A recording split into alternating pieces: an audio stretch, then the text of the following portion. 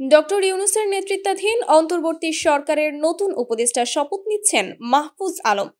ছাত্র জনতার গণ অভ্যুত্থানের মাধ্যমে ৫ই আগস্ট শেখ হাসিনার নেতৃত্বাধীন আওয়ামী লীগ সরকারের পতনের পর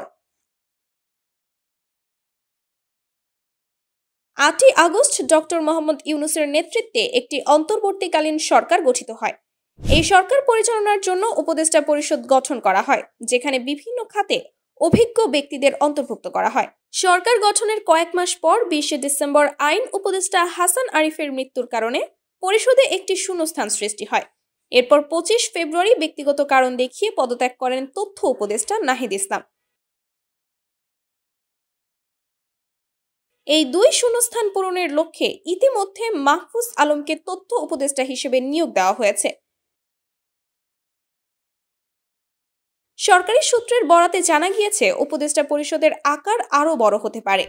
এ বিষয়ে সিদ্ধান্তের অংশ হিসেবে নতুন উপদেষ্টাদের শপথ গ্রহণ অনুষ্ঠান বঙ্গভবনে অনুষ্ঠিত হবে। যদিও নতুন কতজন উপদেষ্টা শপথ নেবেন তা তাৎক্ষণিকভাবে জানা যায়নি।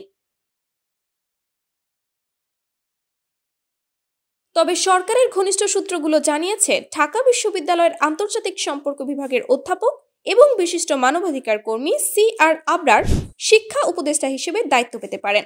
বর্তমানে শিক্ষা ও পরিকল্পনা উপদেষ্টা হিসেবে দায়িত্ব পালন করছেন অর্থনীতিবিদ অধ্যাপক ওয়াহিদ উদ্দিন মাহমুদ। তবে নতুন উপদেষ্টা নিয়োগের ফলে তার দায়িত্ব ভাগ হয়ে যেতে পারে বলে ধারণা করা হচ্ছে। এদিকে মন্ত্রী পরিষদ বিভাগ থেকে ইতোমধ্যে